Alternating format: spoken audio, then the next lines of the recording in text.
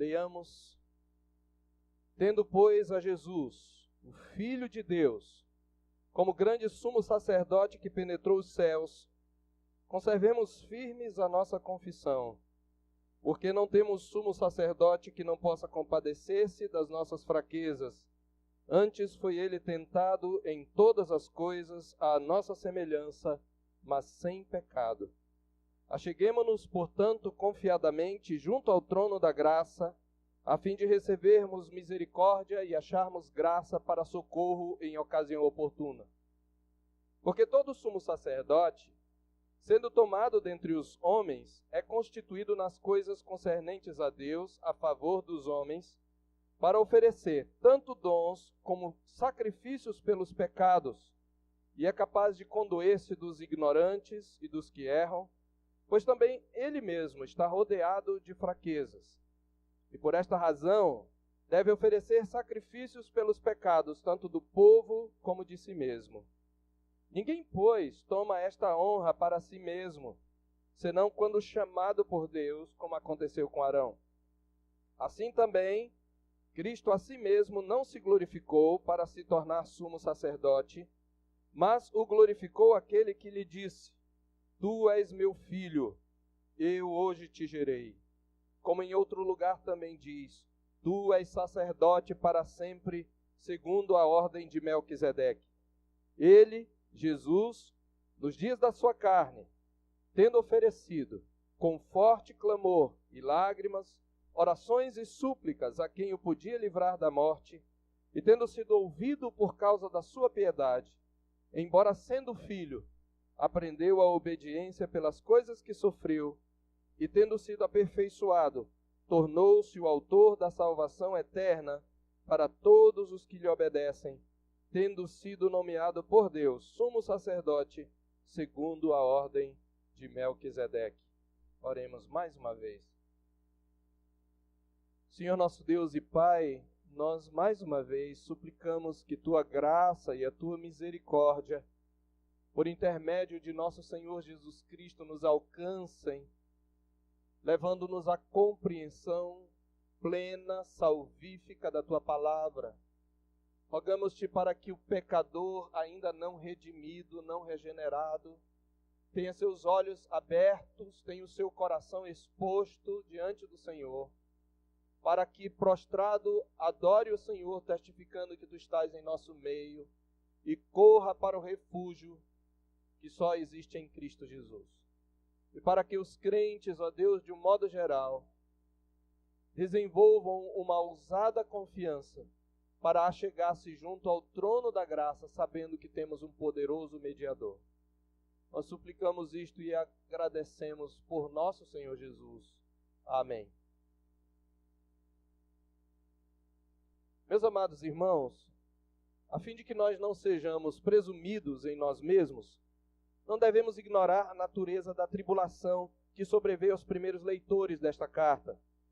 Nem tampouco imaginar que a inclinação deles para abandonar a fé aconteceu da noite para o dia. Quando examinamos o contexto da Epístola aos Hebreus, o contexto histórico, nós descobrimos que aqueles irmãos estavam debaixo de uma pressão insuportável. E eles aguentaram, na verdade, tal pressão por um tempo maior do que talvez a maioria de nós suportaria.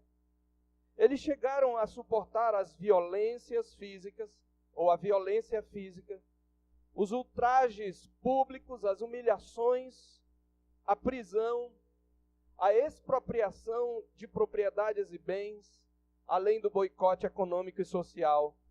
E fizeram tudo isso por muito tempo com alegria.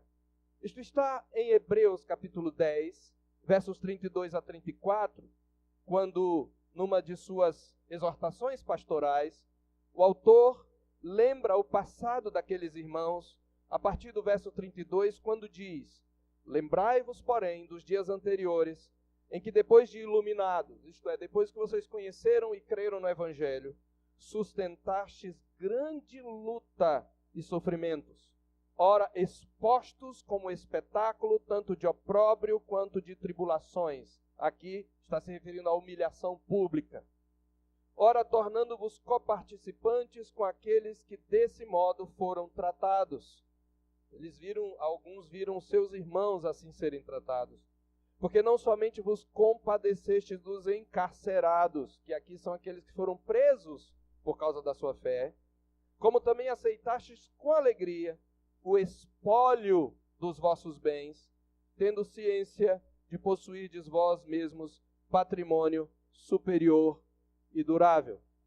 Portanto, meus amados irmãos, nós não devemos ignorar, nem ter como coisa de somenos, este cansaço e desânimo daqueles irmãos.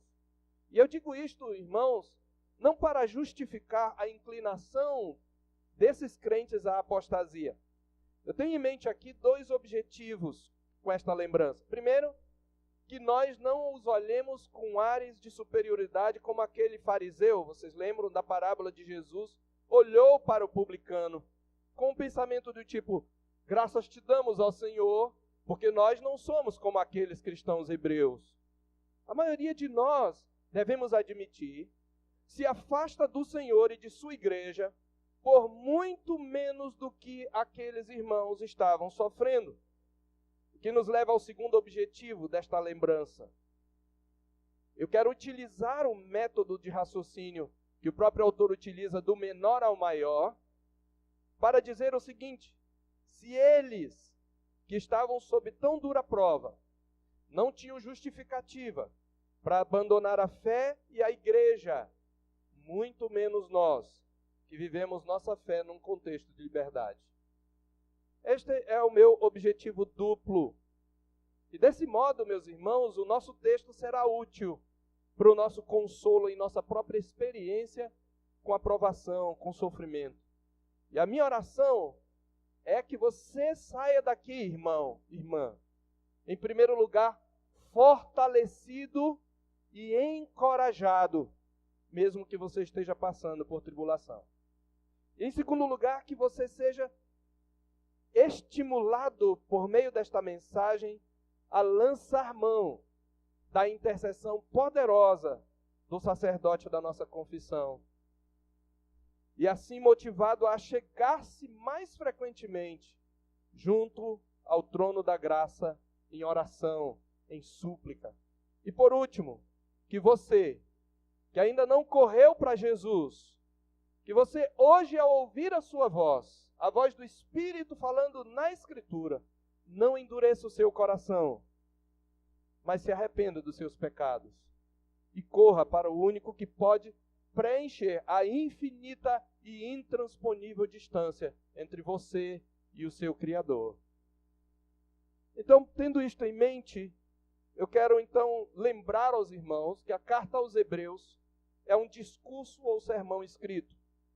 E como tal, ela se estrutura de maneira que a conclusão da sessão anterior, como num discurso, é também a introdução ou a transição para a sessão seguinte.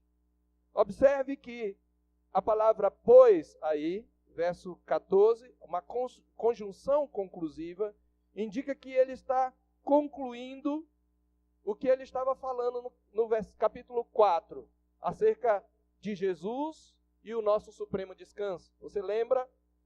Ele está dizendo que Josué não deu ao povo de Deus o pleno descanso. Esse descanso, somente o Josué do Novo Testamento, quando realizou a obra da nova criação, a obra redentiva, nos concedeu.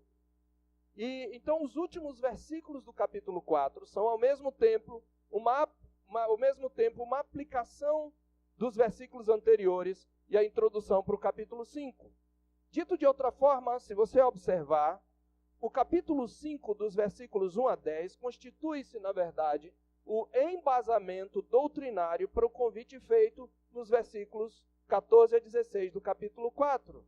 Ele exatamente diz que Jesus é o grande sumo sacerdote, depois ele vai se pôr a explicar o ministério sacerdotal. Então, o que o autor apresenta aqui vai ser agora a supremacia de Cristo sobre Arão, que é mencionado no capítulo 5, verso 4. Ele já mostrou que Cristo é superior aos anjos, que Cristo é superior aos profetas da velha aliança, ele já mostrou a superioridade de Cristo sobre Moisés, ele mostrou que a supremacia de Cristo sobre Josué, agora ele vai mostrar a supremacia ou superioridade de Cristo como sumo sacerdote sobre Arão. E a doutrina acerca da superioridade do ofício sacerdotal de Cristo vai se estender até o início do capítulo 8. Ele, na verdade, vai fazer dos capítulo 5, verso 11, até todo o capítulo 6, ele vai fazer uma longa pausa para uma exortação pastoral, e lembrando o que nós observamos na primeira mensagem, ele vai intercalar ensino e exortação. E aqui ele começa com uma exortação, com um encorajamento. E como é que ele começa? Na verdade, como método de exposição nesta noite, eu quero, na verdade, iniciar e concluir com os versos 14 a 16. Por quê? Porque este é o ponto. É isto que o autor quer. É isto que a palavra de Deus está nos ensinando. Ela está nos encorajando a nos achegar ao trono da graça e receber misericórdia e graça. Toda a seção do capítulo 5 até o versículo 10 é uma explicação do porquê nós temos motivação de sobra para nos achegar a Deus. Quem é esse sumo sacerdote e como ele conseguiu essa posição? Então é exatamente sobre isso, por isso nós vamos começar e terminar. E como é que o autor começa expondo a superioridade do sacerdócio de Cristo? Ele começa com um convite. E esse convite é um convite duplo e que tem uma razão dupla também. Observe, nós somos convidados aqui, dos versículos 14 a 16, a tomar duas atitudes diante das verdades apresentadas até agora sobre Jesus. Então o autor apresenta igualmente duas razões para essas atitudes. Observe que o primeiro convite, ou o primeiro aspecto do convite, está no final do verso 14. Conservemos firmes a nossa confissão. O segundo aspecto do convite está no verso 16. Acheguemo-nos, portanto, confiadamente junto ao trono da graça. Conservemos firmes a nossa confissão e acheguemo-nos, mesma forma verbal, junto ao trono da graça. E entre uma razão, entre um convite e outro, ele apresenta duas razões, uma razão para cada. Na verdade, são duas razões para os dois convites. Mas ele começa dizendo qual é a primeira razão que temos para nos aproximar e para conservar firme a nossa confissão. Observe a palavra tendo. É uma palavra-chave aí. Ela ocorre no particípio no verso 14 e no indicativo no indicativo ativo no versículo 15. Observe, tendo, pois, a Jesus, depois no verso 15, porque não temos sumo sacerdote que não possa compadecer-se das nossas fraquezas. Na segunda vez, ele faz a afirmação pela negação do contrário. Nós não temos um sumo sacerdote insensível. Consequentemente, nós temos um sacerdote que se compadece de nós. Qual é a primeira razão que ele nos dá? A primeira motivação, temos um sumo sacerdote superior. Este é o primeiro fundamento do convite. Tendo, pois, a Jesus, o Filho de Deus, como grande sumo sacerdote, que penetrou os céus, conservemos firmes a nossa confissão. Meus amados, é muito importante que nós entendamos o que o autor está dizendo, que nós nos debrucemos um pouco nisso. Ele está dizendo que para nos achegar ao trono da graça, nós precisamos de um mediador, de um intermediário, que interceda por nós, a quem tenhamos a certeza de que o rei vai ouvir. É exatamente este o ponto. E nós devemos nos lembrar de que os leitores, sendo de origem judaica, achavam-se atraídos pela pompa do culto judaico, que tinha como mediador o sumo sacerdote, com todos os paramentos que acompanhavam a sua indumentária. Você lembra, ele tinha uma estola sacerdotal, ele tinha um peitoral com 12 pedras preciosas no seu peito, mais 2 pedras de ônix nos seus ombros, as abas das vestes eram esvoaçantes, a veste era de linho fino retorcido, de azul, púrpura e carmesim, uma mistura de cores que se combinavam. Tinha na sua testa uma mitra de ouro, escrita Santidade ao Senhor. Era uma imagem imponente. E a imagem daquele homem vestido de vestes suntuosas era impressionante e transmitia a impressão de majestade, de autoridade e de poder. Entretanto, aquele sacerdote do culto judaico ou da velha aliança, ele só podia penetrar através daquele véu dentro do santuário terrestre. E isto apenas uma vez por ano. O sumo sacerdote não podia adentrar o Santo dos Santos, senão uma vez por ano. E mesmo assim, naquele tabernáculo ou depois no templo. Jesus Cristo, quando ele diz que nós temos grande sumo sacerdote, observe, ele é um grande sumo sacerdote porque ele penetrou não um santuário terrestre, feito por mãos humanas, ainda que divinamente ordenado, e ainda que feito por instrução e ordem divina, estritamente, mas era um santuário feito por mãos humanas, Bezalel e Aholiabe, ficamos sabendo, artistas de escultura, de costura, de pintura, que fizeram o tabernáculo. E, em vez de ter entrado num tabernáculo terreno, diz que ele entrou no próprio céu, no lugar da habitação de Deus por excelência. Então Jesus é o grande sumo sacerdote, primeiramente, porque ele é o próprio Filho de Deus. Observe, tendo, pois, a Jesus, o Filho de Deus, é o Filho do Rei, que também é feito Rei após a purificação dos nossos pecados, como nós já vimos no capítulo 1. Então, não é qualquer um, não é apenas um servo, mas é o próprio Filho de Deus, o nosso sumo sacerdote. Mas, em segundo lugar, ele é grande porque ele penetrou os céus. Isto é, o que ele está dizendo vocês estão vendo toda a pompa externa do culto judaico, toda a suntuosidade e imponência das vestes de Arão, mas ele só pode entrar num santuário feito por mãos. E ele só pode fazer isto uma vez por ano. Mas o nosso sumo sacerdote, ele está fazendo a comparação entre o judaísmo e o cristianismo. O nosso sumo sacerdote penetrou a própria presença bendita de Deus. E ele está lá para sempre à destra do Pai. Ele é o Filho de Deus. Ele não entrou em santuário feito por mãos, figura do verdadeiro santuário, porém ele entrou no mesmo céu para comparecer agora por nós diante de Deus, como a Escritura esclarece aqui em Hebreus mesmo, capítulo 9, verso 24. Portanto, nós somos convidados a manter firmes a nossa confissão, a não abandonar a nossa confiança em Jesus e o testemunho dessa confiança, que é a confissão. Confissão é o ato de você professar aquilo em que você crê. Ele está dizendo, não abandonem a simplicidade desse culto, cuja glória externa é muito pequena, mas cuja glória interior é maior do que a glória do culto da velha aliança. Então nós somos, nessa primeira atitude que ele nos convoca a ter, somos encorajados a manter firme a nossa confiança. Isto significa não abandonar a confiança em Jesus e sua obra redentora, nem o testemunho, a confissão acerca dessa obra.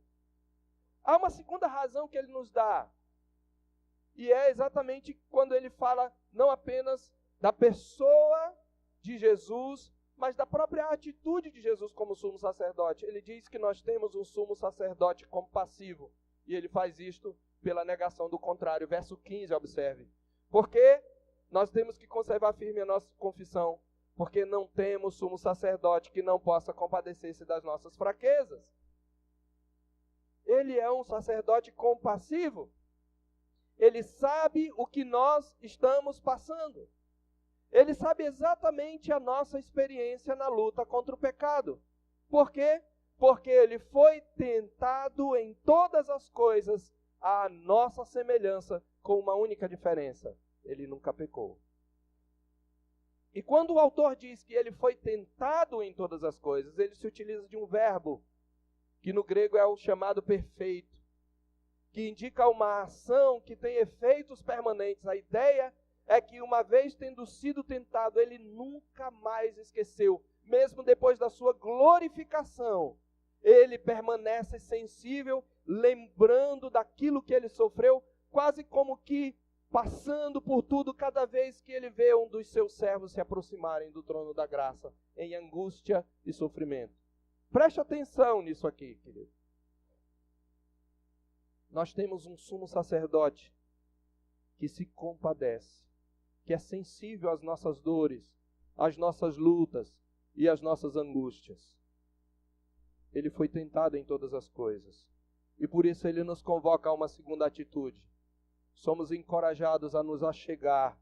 Além de conservar firmes a nossa confissão, nós somos encorajados a nos achegar confiadamente em busca de misericórdia, graça e socorro. Observe, acheguemo-nos, portanto, confiadamente. Essa palavra confiadamente tem o sentido de ousadia.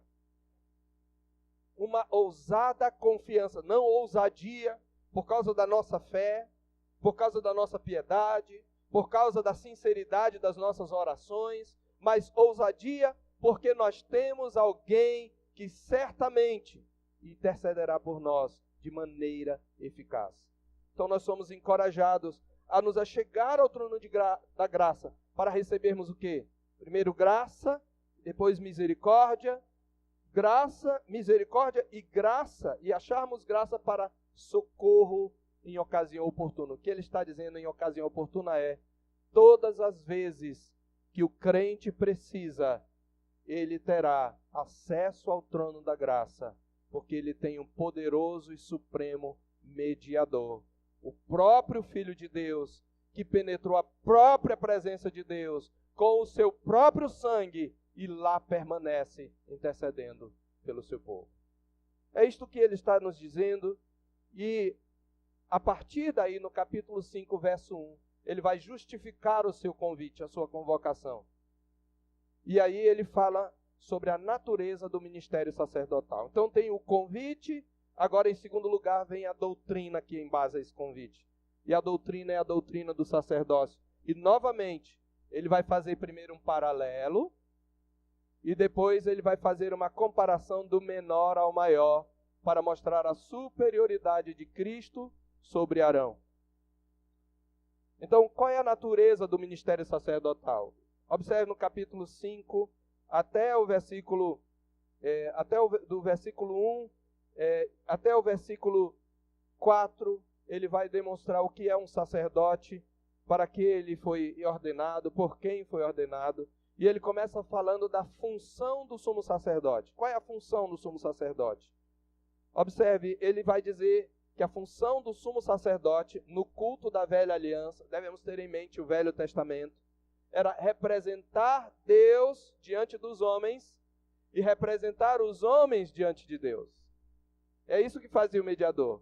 Ele representava Deus diante dos homens e ele representava os homens diante de Deus. Olha o que ele diz no verso 1.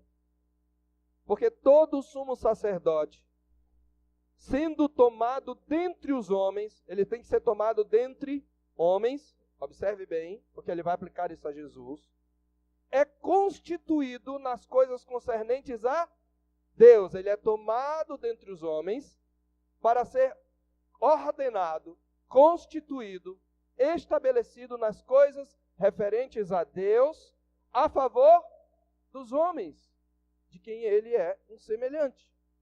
Para quê?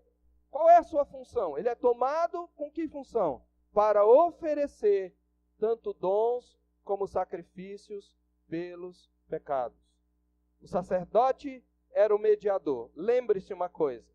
Quando você lê o Velho Testamento, por isso o Velho Testamento ainda é importante hoje. Você deve lê-lo na perspectiva exatamente de Hebreus. O sumo sacerdote, quando o crente ia cultuar, como é que o crente cultuava na Velha Aliança? O crente se achegava à tenda da congregação, ele se aproximava do cercado. Ele podia, no máximo, entrar no cercado, que era uma espécie de átrio, depois no futuro templo, no atual templo, no caso da época dos hebreus. E ali estava um altar em frente ao templo, né? Primeiro em frente, na verdade ele tem em mente aqui o tabernáculo, então vamos pensar no tabernáculo. ele tinha o altar dos holocaustos. E depois do altar dos holocaustos ele tinha a bacia de lavar. E o crente da velha aliança, quando ele queria oferecer, por exemplo, a Deus um sacrifício de ações de graças, ele levava uma oferta de manjares, ou um animal, que ele iria oferecer a Deus como ação de graças por alguma bênção recebida da parte do Senhor. Ele fazia isso quando levava os dízimos da sua messe, da sua colheita ou dos seus animais. Ele fazia isso em ocasião especial quando ele queria agradecer a Deus. É isso que significa dons, para oferecer tanto dons como sacrifício. Dom aqui não é o dom espiritual, como capacitação do Espírito. A palavra dom aqui é ofertas, para oferecer dádivas, dádivas de ação de graças. E os sacrifícios, e os sacrifícios eram aqueles que ele precisava oferecer para que fosse aceito diante de Deus. Sacrifícios expiatórios. Então ele tinha cometido pecado, ele tinha que levar conforme a sua classe social ou a sua importância na comunidade. Maior era o animal que ele tinha que oferecer. Quando ele era muito pobre, ele podia oferecer rolas ou pombinhos, mas quando ele era um príncipe, ele tinha que oferecer um novilho, por exemplo. Tudo isso está em Levítico. É muito importante que estudemos esse manual do culto israelita. Então, quando ele ia confessar os seus pecados a Deus, ele tinha que oferecer um animal, ele levava lá, colocava ao pé do altar a mão na cabeça do animal, o sumo sacerdote, ou o sacerdote, os próprios sacerdotes, eles imolavam aquele animal, recolhiam o sangue numa bacia, derramavam sobre o altar, e aquele animal era queimado em sacrifício. Às vezes era um holocausto, um sacrifício de consagração. E quando o sacerdote adentrava, o próprio crente não entrava ao templo, não entrou ao tabernáculo nem o templo. Ele não podia entrar, só o sacerdote. Ele cultuava representado pelo sacerdote. E os sacerdotes, de um modo geral, poderiam adentrar o templo no primeiro santuário ou no santo lugar, na primeira parte, onde eles intercediam pelo povo diante do altar de incenso. Eles derramavam incenso, simbolizando as orações dos santos, e intercediam pelo povo. Mas o sumo sacerdote era o único que adentrava na segunda parte, no Santo dos Santos. Portanto, o crente da velha aliança não pode entrar na presença de Deus neste sentido, senão por intermédio de um mediador.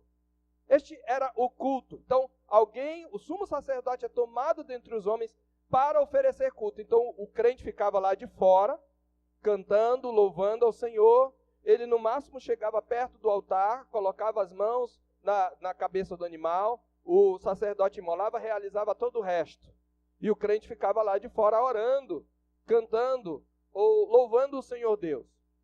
Era assim que era o culto na velha aliança. E é isto que ele está descrevendo. A função do sacerdote é oferecer em lugar do povo tanto dons, ofertas de gratidão, no caso as ações de graças, equivale às ações de graças, como sacrifício pelo pecado, confessar os pecados, derramando sangue ali sobre o altar. E o sumo sacerdote fazia isto uma vez por ano no dia da expiação, quando ele adentrava o Santo dos Santos com sangue de um animal, e ali ele espargia o sangue daquele animal sacrificado no altar. Ele espargia o sangue sobre a tampa do propiciatório, que era a tampa onde estavam 2 querubins, guardiães da presença de Deus, e dentro da arca a lei, testemunho do pecado de Israel e da santidade de Deus. E aquele sangue aspergido era tido como um instrumento para expiar os pecados do povo, por isso era o dia da expiação. É isso que ele está dizendo. Esta é a função do sacerdote: cultuar a Deus, render-lhe graças, confessar-lhe os pecados, oferecer dons e sacrifícios em favor dos homens. Depois de falar da função do sumo sacerdote, ele fala qual é a atitude que se espera do sumo sacerdote no verso 2. Observe. E ele é capaz, isto é, ele é apto, ou deve ser apto, para condoer-se dos ignorantes e dos que erram. Então, esse sumo sacerdote, ele não faz isto mecanicamente. Ele tem que ser alguém que se condoa dos ignorantes e dos que erram, dos pecadores. Por quê? Porque ele mesmo é um pecador e está rodeado de fraquezas. Ele mesmo conhece a realidade do pecado como uma realidade interior, como uma realidade pessoal. E quando ele está lá, ele se lembra das suas lutas e ele lembra das lutas dos seus irmãos que são semelhantes às suas. E isso o faz mais sensível e empático para com a situação daqueles irmãos. Então o sumo sacerdote precisa ser alguém compassivo, alguém que se compadeça daqueles que são ignorantes em relação à palavra e às ordens de Deus e daqueles que erram. E aí, em terceiro lugar, ele mostra quais são as ações do sumo sacerdote. Ele já falou isso resumidamente no verso 1, mas no verso 3 ele de novo fala. Observe, o ato dele é oferecer dons e sacrifícios pelo pecado. Verso 3, e por esta razão, porque ele é rodeado de fraquezas, ele deve oferecer sacrifícios pelos pecados, tanto do povo como de si mesmo. Ele é um pecador. Está falando do sacerdote, aqui, o sumo sacerdote, que é tão somente humano na velha aliança.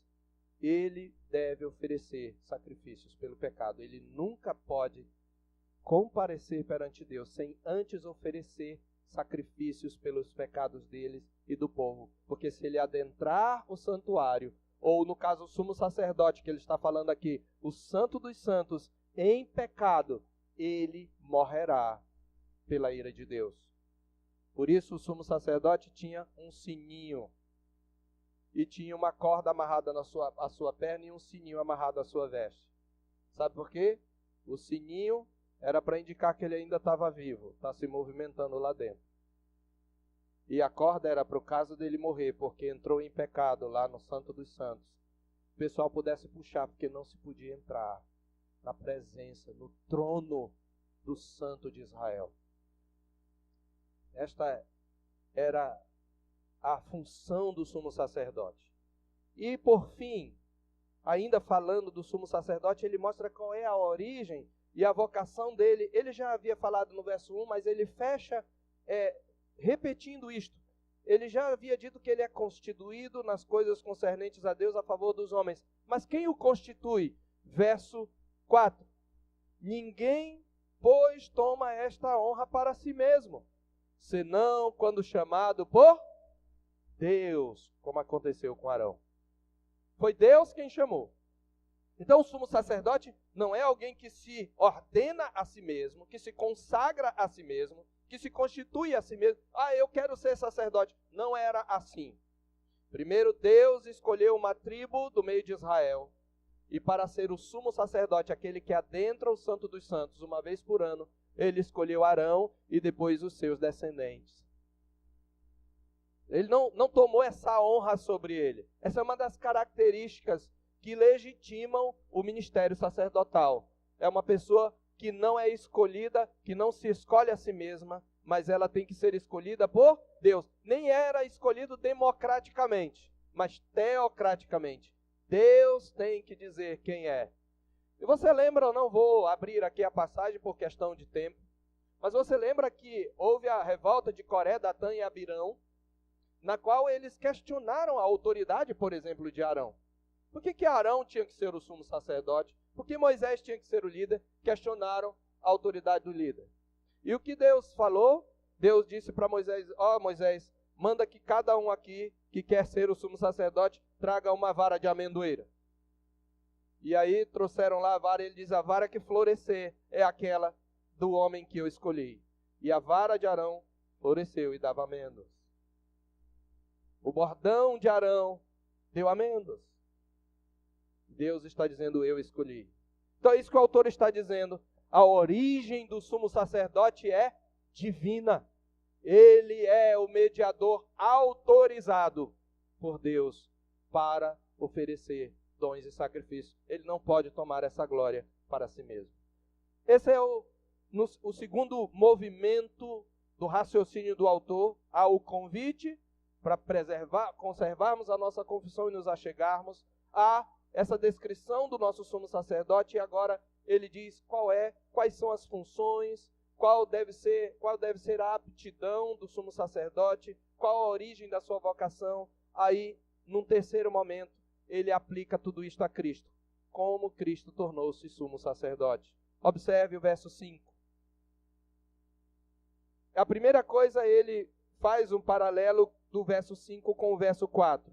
Ninguém, pois, toma essa honra para si mesmo, senão quando chamado por Deus, como aconteceu com Arão. E no verso 5 ele traça o paralelo. Assim também, Cristo a si mesmo não se glorificou para se tornar sumo sacerdote, mas o glorificou aquele que lhe disse, e cita o Salmo 110, verso 4, ou melhor, Salmo 2, verso 7, mas o glorificou aquele que lhe disse, tu és meu filho, eu hoje te gerei. O Salmo capítulo 2, verso 7 é um salmo messiânico. Ele se aplica ao Messias.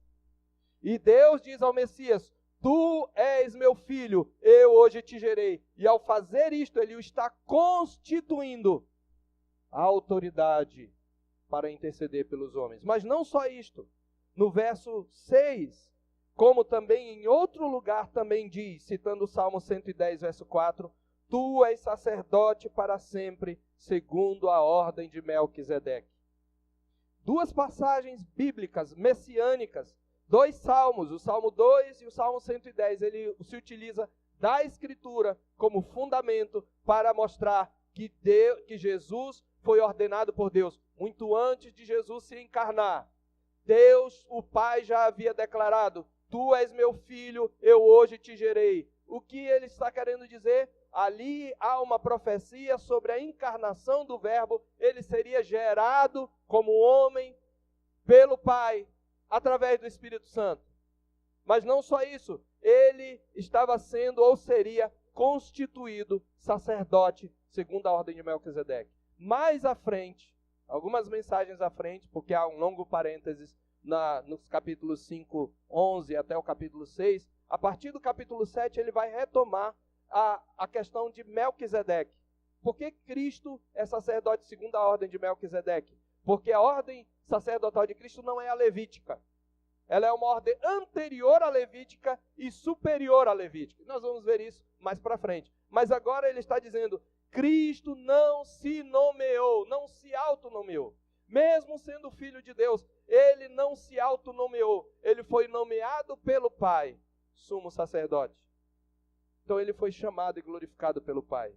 Mas em segundo lugar, agora sim ele mostra como ele era superior a Arão. Ele ofereceu súplicas e orações ao Pai. E ele foi ouvido pelos seus próprios méritos. O sacerdote não tinha mérito algum diante de Deus. O sacerdote humano, Arão não tinha mérito algum diante de Deus. Arão era um pecador. Arão, só pela graça de Deus, permaneceu sacerdote. Porque você lembra? Ele fez o bezerro de ouro. Levado pela pressão do povo, ele fez um bezerro de ouro para que o povo adorasse. E ainda apregou, amanhã será festa ao Senhor, em Êxodo 32. Depois, em Número capítulo 12, como já vimos, de alguma maneira seduzido por Miriam, ele afronta a autoridade de Moisés. Novamente, ele era um pecador.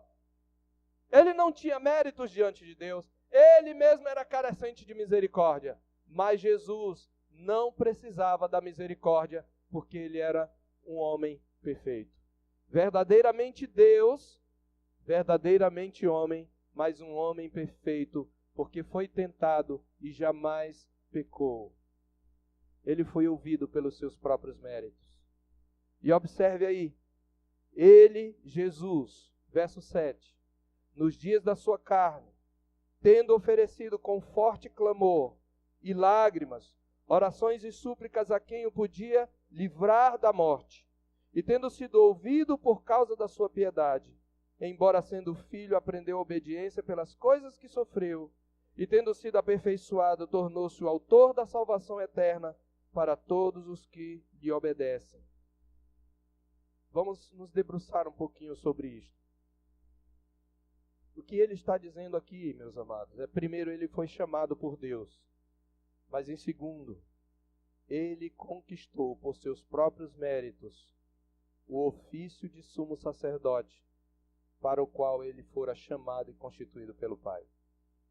É isto que ele está dizendo. E vamos examinar isto mais de perto. Ele está dizendo, em primeiro lugar, que nos dias da sua carne, ele ofereceu orações e súplicas a quem o podia livrar da morte. Preste bem atenção nisso. Jesus, nos dias da sua carne, quer dizer, nos seus dias terrenos, ele ofereceu orações e súplicas. Ele buscava o Pai em oração e súplica, e não era uma oração qualquer, era com forte clamor e lágrimas. A ideia aqui é quase de um grito. E aí, queridos, o que ele está dizendo aqui, meus amados irmãos, na verdade é uma menção ou uma citação já da Escritura do Novo Testamento. Ele está descrevendo aqui, possivelmente, Jesus no Getsêmani. Ele ofereceu orações e súplicas a quem o podia livrar da morte. Observe, por que ele está referindo-se a isso? Aí nós precisamos agora revisitar o Getsêmani. Eu quero convidá-lo a ir lá. Quais foram as orações e súplicas? Ele foi ouvido por causa da sua piedade.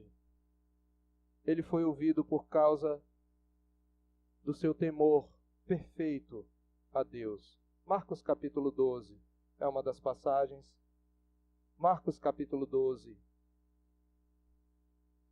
Desculpe, Marcos capítulo 14, versículo 32. E eu gostaria que você também abrisse numa passagem paralela, Lucas capítulo 22, 39 a 46.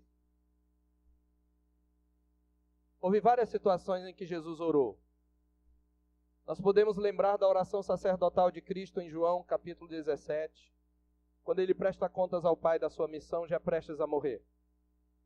Mas eu quero me concentrar especialmente nessa oração, porque ele está falando de Jesus oferecer súplicas a quem o podia livrar da morte. O que parece que Jesus, de alguma maneira, está suplicando pela sua vida. E a única ocasião em que Jesus aqui tem uma espécie de recuo na sua missão, ou talvez inclinação para recuar na sua missão, é este momento. Na verdade, este momento é o mais terrível da agonia do Salvador. O que nós temos aqui no jardim do Getsêmani é a agonia do Salvador. Então foram a um lugar, diz o verso 32, chamado Getsêmani. Eu estou aqui lendo a narrativa a qual o autor aos Hebreus está se reportando. Foram a um lugar chamado Getsêmani. Essa palavra Getsêmani já é significativa. Porque esta palavra Getsêmani significa um lugar de prensar, ou prensa das uvas. Era o lugar onde as uvas eram esmagadas e dela se produzia o vinho. Ele foi para este lugar chamado lugar da prensa das uvas. E ali a sua alma começou a ser esmagada pelo peso da ira de Deus, pelo peso dos nossos pecados. Ali ele travou a última e mais terrível batalha do seu ministério. Você pode olhar que depois do Getsêmani, Jesus está sereno. Ele não dá um gemido. O seu único brado é quando ele entrega o Espírito. Mas ele está sereno. Ele é esbofeteado, ele é esmurrado, ele é cuspido, ele é vilipendiado, mas ele está tranquilo. Ele não está mais angustiado. Mas antes disso ele precisou ter uma luta em agonia, em oração ao Pai. E este é o momento crucial de Jesus. E aqui, por isso, diz que ali chegados, disse Jesus, assentai-vos aqui enquanto eu vou orar. E levando consigo a Pedro, Tiago e João, observe, começou a sentir-se tomado de pavor e angústia. Não é um medinho qualquer. Pense no dia em que você teve o maior pavor da sua vida. de um medo indescritível, a Bíblia está dizendo que o nosso Salvador, enquanto homem, foi tomado, foi possuído. O seu coração ficou cheio de pavor e angústia. Imagine o dia em que você talvez tenha experimentado, talvez alguém aqui, um momento de depressão ou uma síndrome de pânico. O que Jesus sofreu é bem maior. E ele diz no verso 34, a minha alma está profundamente triste até a morte. Ficai aqui, vigiai. E na versão de Mateus, vigiai comigo. Ele precisa da companhia dos discípulos. Ele está dizendo, a minha alma está profundamente triste até a morte. Ele está dizendo, a minha alma está padecendo de uma tristeza mortal. E ele está vivendo isso na pele como homem. Mesmo sendo Deus, sua divindade não interferiu neste ponto. Como homem, ele está sentindo toda a dor, toda a angústia, toda a tristeza, toda a depressão, todo o pânico. Por quê? Ele avança e, adiantando-se um pouco, prostrou-se em terra. Um judeu não orava de joelhos comumente. Um judeu orava em pé. Estendia as mãos para os céus e os olhos também. Ele orava assim, em pé. Era assim que o judeu orava. O judeu só se ajoelhava quando ele estava numa situação de calamidade, de angústia, de grande angústia. Aí ele caía de joelhos. E a ideia dessa palavra, que ele prostrou-se em terra, ele colocou a sua boca no pó. Este talvez é o único momento em que vemos Jesus colocar a sua boca no pó. Ele coloca a sua boca no pó, assista comigo a agonia do Salvador, e orava, pretérito imperfeito, indicando que ele orou por algum tempo, para que, se fosse possível, aquele que o podia livrar da morte pudesse poupá-lo daquela hora. Por que ele queria? Ora, Jesus era corajoso. Houve homens que enfrentaram a morte sorrindo. O que está fazendo que o maior de todos os homens sinta esse pavor? Porque nenhum homem enfrentou o que ele estava para enfrentar. Ele dizia, Abba, Pai. Abba, aqui, era a palavra que a criança se utilizava para se referir ao seu pai. Era a palavra de maior intimidade. Como se fosse papai. Abba, Pai.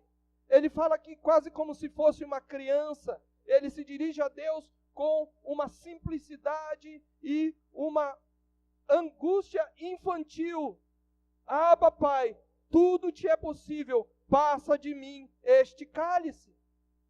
O que ele está dizendo? Se for possível, passa este cálice. Que cálice? Já sabemos, a maioria de nós. Quando nós lemos os profetas, nós encontramos a figura do cálice como a figura da ira de Deus sendo derramada sobre as pessoas. Cada pecado que você comete é uma gota no cálice a encher o cálice da ira de Deus. Você todos os dias peca e gota a gota, pecado a pecado, você vai enchendo o cálice da ira de Deus. E a Bíblia fala que há certos momentos em que esse cálice se enche ao ponto de se derramar e Deus o dá de beber aos moradores da terra. Se você olhar os profetas, se você olhar Apocalipse, fala-se de nações que bebem do cálice da ira de Deus. O cálice de que ele está falando é exatamente o cálice da ira. Deus faria recair sobre ele a iniquidade de nós todos. Deus o faria moer. Deus o faria enfermar, levando ele sobre si as nossas iniquidades. Toda a santidade de Deus, reagindo em ira ardente contra o pecado, veio e convergiu sobre o peito do seu filho. É isso que ele está dizendo. Ele está agora tendo a sensação de estar separado do Pai. Este era o maior pavor dele. Ele sendo tratado com ira pelo Pai. Ele recebendo sobre si a ira do Pai. Ele sendo tratado como alguém que foi banido. Esse era o maior pavor de Jesus. Não é a morte, não é a cruz, que já foi uma tortura, mas é o Deus do universo com toda a sua santidade, vindo com sua mão pesada, punindo o pecado nele. Ele disse, Pai, se for possível, se houver outro jeito, a sua humanidade está sofrendo um momento de retração. Mas a Bíblia diz que ele foi ouvido por causa da sua piedade. Como foi ouvido se o Pai não o livrou? O Pai não o livrou daquela hora. O Pai o fez beber todo o cálice, gota a gota, de cada pecado que nós, crentes, eu e você, cometemos no passado, estamos cometendo e ainda vamos cometer. Ele bebeu cada gota. Então, em que sentido ele foi ouvido, como diz o autor aos Hebreus? Porque a sua oração não termina aí. Como termina a sua oração? Contudo, não seja o que eu quero, e sim o que tu queres.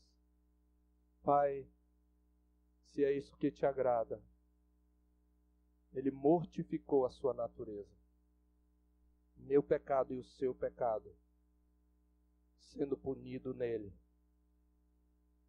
E ele dizendo, Pai, observe a sua agonia não é pequena. Todos os pecados e misérias do seu povo convergindo sobre o seu peito. Por isso Lucas, na passagem paralela, no capítulo, como eu falei, 22, diz que ele se afastou cerca de um tiro de pedra e de joelhos orava, dizendo no verso 42, Lucas 22, 42, ele diz, Pai, se quiseres, passa de mim este cálice, contudo não se faça a minha vontade, e sim a tua. Ele apareceu um anjo do céu que o confortava, e estando em agonia, sua agonia não diminuiu, orava mais intensamente, e tal foi a intensidade da angústia de Jesus, que ocorreu um fenômeno, que é possível em casos extremos. Aconteceu que o seu suor se tornou como gotas de sangue sobre a terra. É sobre isto que o autor aos Hebreus está dizendo, quando ele fala nos dias da sua carne, ele ofereceu com forte clamor e lágrimas, orações e súplicas a quem o podia livrar da morte. Jesus aqui chorou, Jesus clamou intensamente, dizendo, Pai, se for possível, outro caminho, se houver outro jeito, passa de mim esse cálice. Eu não quero ter a sensação da tua ira, eu não quero ter a sensação da tua oposição, eu não quero ter a sensação do teu desagrado, Pai. Mas ele disse, faça-se a tua vontade. E ele foi ouvido. Deus fez a sua vontade e fez cair sobre ele o seu pecado, meu irmão, o meu pecado. Toda vez que você pecar, lembre isso. O seu pecado provocou agonia no mais puro dos homens, naquele que criou você. Por isso nós devemos odiar o pecado. O nosso pecado gerou agonia no Filho de Deus, puro, perfeito e santo. E aqui diz que ele foi ouvido por causa da sua piedade, por causa da sua própria santidade. Ele mesmo não era um pecador. E ele foi ouvido porque ele podia ser a expiação pelos nossos pecados. Ele podia nos substituir porque ele era sem pecado. Porque se fosse um pecador, ele estaria sofrendo por sua própria pecaminosidade, por sua própria culpa. Mas ele foi ouvido por causa da sua piedade, a sua oferta foi aceita, a justiça de Deus foi satisfeita. A ira de Deus não se derrama mais sobre o seu povo. Mas não só isso. Ele foi ouvido pelos seus méritos. Ele foi constituído por Deus, foi ouvido pelos seus méritos. Mas ele também foi aperfeiçoado através daquele sofrimento. Que mistério interessante. Versos 8 e 9. Embora sendo filho, embora sendo Deus, está falando da natureza divina, como homem, ele aprendeu a obediência pelas coisas que sofreu. Jesus precisou aprender a obediência através do sofrimento. Aqui, o autor está indiretamente fazendo um paralelo com os seus leitores. Lembra? Eles estavam debaixo de perseguição. Indiretamente ele está dizendo, olha, o sofrimento crente, ele ensina você a obediência.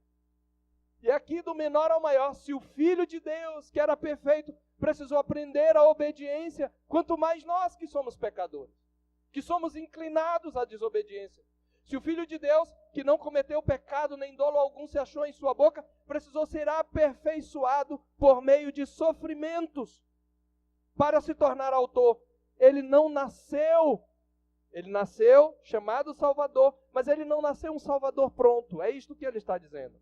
E aqui cabe nós fazermos uma breve explicação, para você não se confundir. Precisamos lembrar da dupla natureza de Cristo. Ele é verdadeiramente Deus e também é verdadeiramente homem. 100% Deus e 100% homem. Antes da sua encarnação, ele era Deus, uma só natureza, segunda pessoa da Trindade. Como Deus, ele não precisa crescer, não precisa ser aperfeiçoado, não precisa aprender coisa alguma. Ele é perfeito em todas as coisas. Mas quando ele se encarnou, ele viveu inteiramente como homem. Ele precisou nascer, crescer, precisou sentar com José e Maria, aprender a falar. Ele com certeza levou queda antes de poder aprender a andar. A única diferença entre ele e nós é que ele nunca pecou. O seu aprendizado foi de um estágio de infância, de perfeição menor, para um estágio de perfeição maior. Comparemos isto com o crescimento físico de uma criança perfeita em saúde. A criança, ela passa por uma série de estágios no seu crescimento, mas quando ela está lá no ventre da mãe, ela é perfeita. Mesmo quando ela ainda é só aquele feijãozinho, não é? Aquele embrião tem todas as funções. E ele, por causa dessas funções, ele pode crescer daquele estágio de perfeição para outro estágio de perfeição. Depois ela começa a crescer o cérebro, né? O coraçãozinho, os braços, os membros, de modo geral, o tronco, os pulmões. E então ela nasce, mas ela ainda não consegue segurar a cabeça. Mas ela é perfeita. Pegue um bebê desse, você vai olhar, ele é perfeito. Mas isso significa que ele chegou à plenitude da sua perfeição? Não. Daqui a pouco ele vai conseguir andar, depois ele vai correr, depois ele vai falar, ele vai de uma perfeição a outra, ele precisa ser aperfeiçoado e os pais precisam ajudar. E ele também vai aprender através das dificuldades, dos obstáculos que ele vai encontrar. Então, aplicando isto a Jesus, Jesus como homem nunca pecou, mas ele precisou aprender. E o sofrimento teve um efeito aperfeiçoador na vida de Jesus, para que ele se tornasse, por seus próprios méritos, através do sofrimento, um completo mediador. Porque todo mediador, verso 2 do capítulo 5, é capaz de condoer-se dos ignorantes e dos que erram, pois também ele mesmo está rodeado de fraquezas. Jesus teve que enfrentar tentações, embora jamais tenha pecado. Ele teve que enfrentar a angústia que essas tentações traziam sobre ele, para que ele entendesse o que nós passamos. E assim ele foi aperfeiçoado e tornou-se, observe, ele tornou-se o autor da salvação eterna para todos os que, não é todos os homens, todos os que lhe obedecem, que na Epístola aos Hebreus equivale a crer, pois obediência é uma manifestação de fé. Ele, entenda, conquistou o posto. E porque foi aperfeiçoado e passou no teste, ele foi nomeado, por fim, sumo sacerdote de uma ordem superior. Tendo sido nomeado, tendo sido significa de uma vez por todas, nomeado por Deus sumo sacerdote, segundo a ordem de Melquisedeque. E agora nós concluímos, voltando ao convite, um convite do rei. Por causa desse sumo sacerdote incomparável, desse mediador único, nós somos convidados, primeiro, a manter firme a nossa confissão. a não negar esse Jesus, a não abandonar nossa confiança nesse Jesus, mesmo que passemos por sofrimentos, por provas, por perseguições, por angústias, por ultrajes, por humilhações, por violência por causa do seu nome, nós devemos manter firme a nossa confissão, porque o nosso sumo sacerdote é poderoso e ele sabe o que nós passamos. Nós não temos um sumo sacerdote paramentado de vestes suntuosas. Nós temos mais, nós temos o próprio Filho de Deus, aquele que é Deus magnificente, sobrevestido de glória e majestade, coberto de luz como de um manto, como diz o Salmo 104. Nós não temos um santuário terreno revestido de ouro e pedras preciosas, mas em Cristo nós temos acesso à própria glória celeste, onde os serafins e incontáveis hostes de anjos, juntamente com os espíritos dos justos aperfeiçoados, cantam a santidade majestosa do nosso Deus. Por isso nós devemos conservar firmes a nossa confissão, porque se Jesus é quem a Escritura diz ser, não precisamos temer confessá-lo diante daqueles que nos perseguem. E em segundo lugar, nós não temos um sumo sacerdote insensível. Crente, você está passando por provação agora? Você está sofrendo alguma angústia? Sofrendo alguma perda, algum medo? Saiba, crente, que quando você se achega ao trono da graça, Ele sofre com você. Não existe dor, crente, que você tenha passado, nenhum momento de angústia que você tenha dobrado os joelhos diante do trono, que Jesus não tenha sentido a mesma coisa que você. Ele sabe exatamente o que você está passando. Nós não temos um sumo sacerdote insensível. Antes, a sua experiência com a tentação o torna condolente com todos os seus servos que sofrem. É isto que ele está falando àqueles hebreus. Por isso ele diz: acheguemo-nos confiadamente junto ao trono da graça. Você entendeu essa verdade? O que é o trono, irmãos? O trono é o lugar da soberania. É o lugar daquele que reina. Você lembra da visão que Isaías teve do trono em Isaías 6? No ano da morte do rei Uzias, ele diz: eu vi o Senhor assentado sobre um trono alto e elevado. As abas das suas vestes, diz Isaías, enchiam o templo, o palácio real. Seres incandescentes rodeavam e voavam, sobrevoavam em torno dele. Os serafins, significa seres incandescentes. E não tinham descanso, dizendo uns para os outros, diz que eles tinham 6 asas. Com 2 cobriam os olhos, porque a glória de Deus não podia ser vista por eles, mesmo sendo seres puríssimos.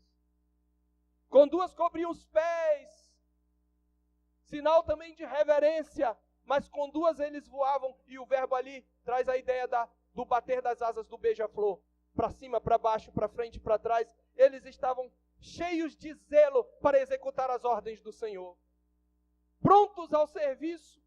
Diante daquela glória, eles eram movidos por aquela glória a dizer: santo, santo, santo é o Senhor dos exércitos, toda a terra está cheia da sua glória. E a Bíblia diz que com a voz daquele que clamava, as bases do templo tremeram e a casa se encheu de uma nuvem de fumaças. Qual foi a sensação de Isaías? Ai de mim, que sou homem de lábios impuros, habito no meio de um povo de impuros lábios, e os meus olhos viram o Rei, o Senhor dos exércitos. Ele estava ali diante do templo, ele não podia entrar no templo, não era sacerdote, e ele tem essa visão do Senhor, esse trono, por causa da intercessão de Cristo, é chamado de trono da graça. Nós podemos nos aproximar dele. Nós podemos aproximar desse Deus terrível em seus feitos, poderoso em santidade, que visita a iniquidade até a terceira e quarta geração daqueles que o odeiam. E nós podemos nos aproximar confiadamente, porque o seu Filho bendito intercede por nós. Por isso ele é o trono da graça. E nossa ousada confiança não está baseada nem em nossa fé. Antes, nossa ardente expectativa é que lá, nesse trono, não haverá condenação. Nós, pecadores ainda indignos, não seremos recusados. O Rei levantará o cetro para nós e nos receberá. Todas as vezes, crente, todas as vezes que você se aproxima de Deus, mesmo quando você comete os mais terríveis pecados e quebrantado em seu coração, você se aproxima do trono da graça. O Filho de Deus está intercedendo e Deus estende o cetro para você. E você é bem-vindo por causa do Filho. E todas as vezes, em cada oportunidade, você acha graça, você encontra misericórdia, você encontra socorro. Que bendito Salvador. Que o Senhor Deus nos ensine, com base nisso, a buscarmos pelo menos ter duas atitudes. A primeira é levarmos mais a sério o pecado, porque ele custou o sofrimento do Filho de Deus. Mas também, ao mesmo tempo, nos humilharmos e sermos mais gratos pela graça e misericórdia que nós alcançamos diante dele por Jesus Cristo. Curve sua cabeça, feche os seus olhos e nós vamos agora passar a ceia do Senhor. Nós vamos ter um momento, fique um momento refletindo sobre o que você ouviu, o que você está passando, por que situações você está passando nesse momento. Não existe situação para a qual Deus não possa olhar com compaixão por causa do seu Filho bendito.